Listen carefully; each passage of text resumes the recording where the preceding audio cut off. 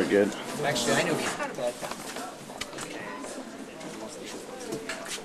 So how many clicks a day you been doing? Yeah. I think today was 10. At least 10. Yeah, at least 10 today. It's not so cold but pretty windy out there, huh? Yeah. Now, we also have Cool enough, I suppose. Yeah. How'd you make out, Doc? No, I did fine. Steve Peterson, the MPP for the riding in Minister of Ag. Hi, Paul Atkinson. I'm the transplant physician for London Health Sciences. Oh, are you? Oh, great. Well, welcome. He's our man. I'm Kris'S doc. He's our man. Great. And frankly, Great. Well, I've had some, when they made all the cuts at the hospital, I had few meetings regarding the transplant program, etc. And actually, I've got a very good group in the London area that have been very supportive of a number of things, including there's a bunch of students right now from the university that are trying to get the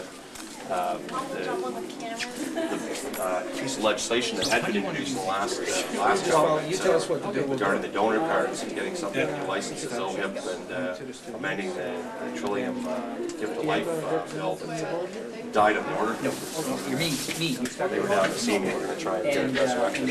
That's great. I know some of my colleagues. They're probably some of the ones that passed some of the brown envelopes too. Some of my colleagues Yep. And I'm there. Quite good. I'm a handsome man, ain't I? I know! So if I get confused, Georgie, I'll be right here. You'll be right. So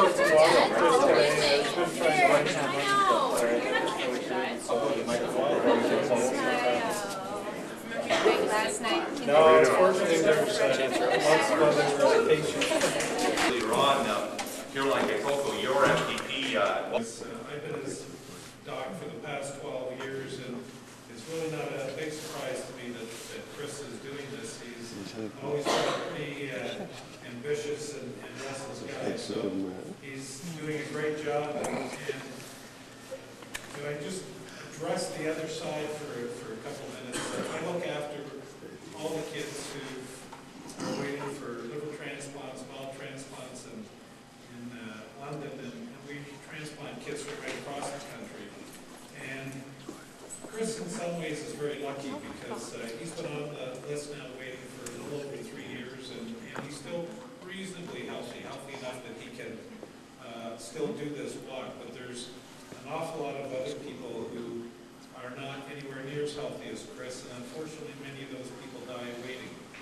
And even in some cases, those who do get the transplant, they're already so sick and debilitated, many of them will die shortly after their transplant, or at the very least will take many months to recover.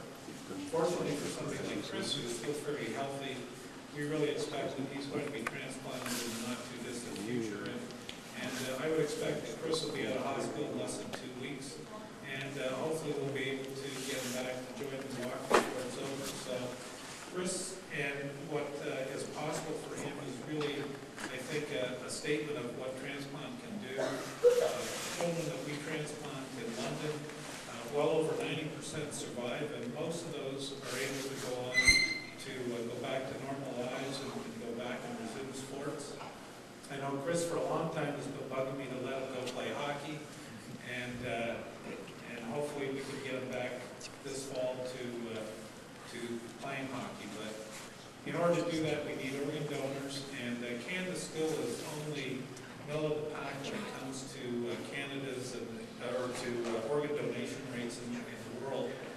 We're well behind Spain, which is the world leader, and they are able to get more than 30 donors per million people. We're only at about 14.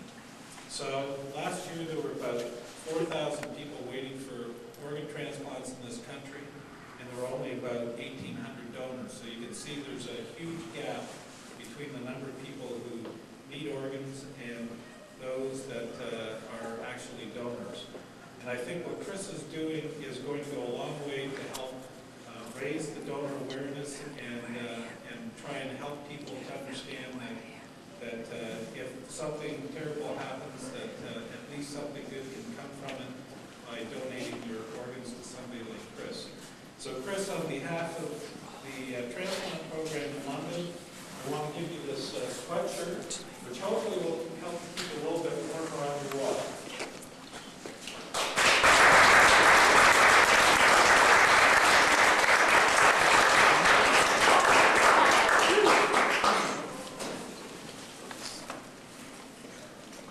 And I'm going to introduce George Marcello now to talk a little bit about it as the coordinator of this whole thing, some of the goals, and introduce Chris. George?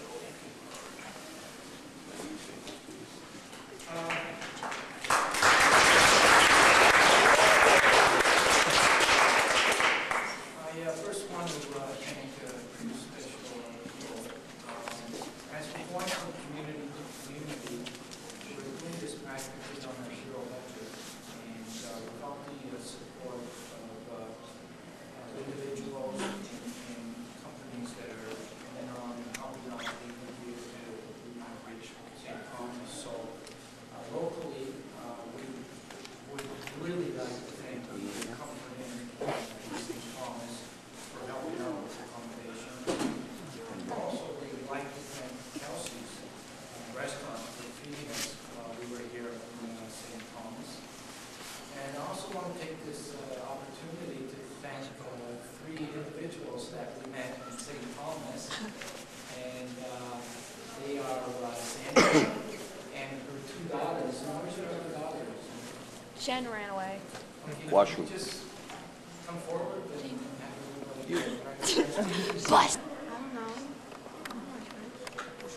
And also, we would like to thank our platinum sponsors, Shin, that cater to 30 different ethnic communities. And they've been helping us for a number of years, but recently what they're doing is several times a day, they are announcing this is an important message in different languages, which is very important because this message is seldom brought to the ethnic communities. And if you look at statistics, where ethnic communities are the ones that we need to be focused on too, because it's hard to get donations from the ethnic community because they're not aware of the situation.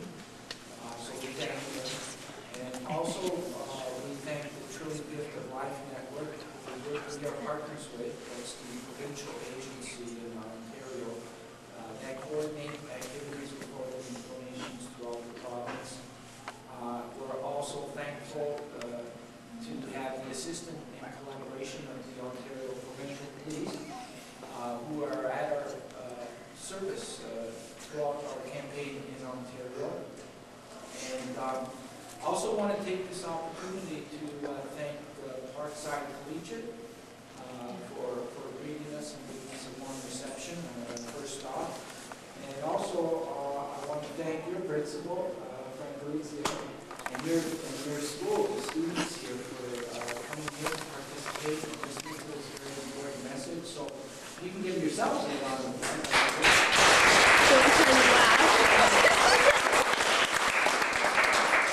And I also want to thank the Thames Valley District School Board, John Hoff in particular, who's the communications director there, who's been helping us to coordinate activities through your region, and who we're very excited, we as an organization are very excited to announce that they will continue bringing activities throughout the region to make sure that students and schools throughout the whole region will be aware and informed about this very important message. I also want to share something, and it's got a lot to do with what some of the special guest speakers mentioned earlier about this. This morning, I received a call from Saudi Arabia, and it was in Riyadh, Saudi Arabia, and they're aware of what Kris'S is doing. Isn't that amazing? And as we talk, they're going to be making special announcements throughout their whole city, probably their whole country, about what Kris'S is doing. And as well,